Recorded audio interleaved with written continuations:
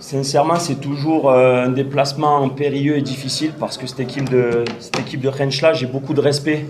C'est une équipe qui a des principes de jeu avec des joueurs de haut niveau. Et c'est toujours un déplacement très très très difficile.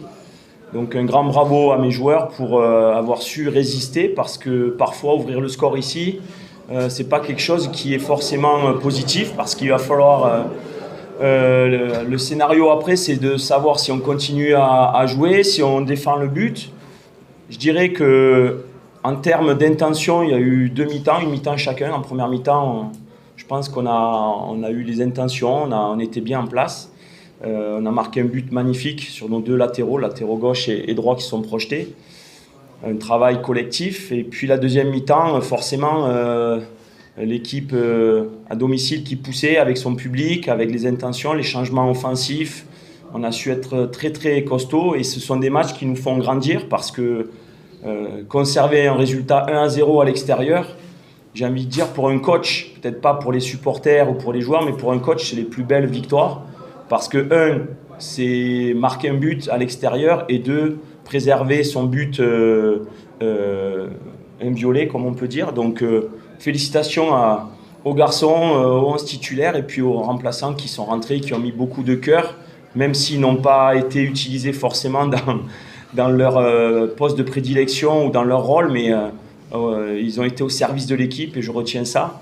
Et j'ai vraiment dit ça dans la causerie d'avant-match, ce sont des matchs à l'extérieur à Rensla, c'est comme des matchs en campagne africaine, lorsqu'on se déplace à l'extérieur en Afrique, c'est très difficile et ça fait partie de ces matchs, je le dis, je le répète, qui font progresser et grandir les équipes.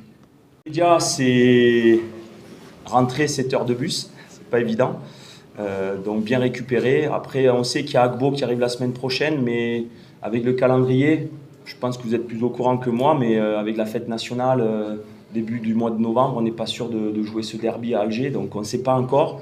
Donc dans l'immédiat, c'est récupérer de ce long voyage, puisqu'on va rentrer cette nuit en bus, donc il y a 7 heures de bus. Et puis on nous a programmé Agbo, que ce soit jeudi ou nous, bon voilà, ça ne nous arrange pas de jouer jeudi, parce qu'avec le voyage, on a été prévenu hier, donc on va voir si c'est vendredi, enfin on doit analyser tout ça.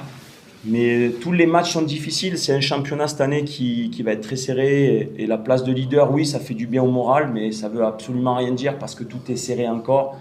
Et moi, ce qui m'intéresse, c'est l'état d'esprit, c'est le contenu, vous voyez qu'il y a des joueurs chaque semaine qui changent parce qu'on a des blessés, on a des petites contrariétés, des bobos, des coups pris. Mais je vois le match de Khelif, c'était pas évident, il a été exceptionnel. Badjo qui confirme tout le bien qu'on pense de lui, que ce soit défenseur central gauche ou droite, peu importe. Puis le travail de tout le monde, Benramassa qui rentre et qui donne un coup de main comme on doit le faire. C'est le travail de tout le monde. Et je suis très très content de l'état d'esprit de l'effectif en globalité. Donc je leur tire mon chapeau ce soir. Mais par rapport au calendrier, tant que ce n'est pas encore bien défini, je préfère attendre et me concentrer sur le retour, la récup et puis Agbo qui arrive.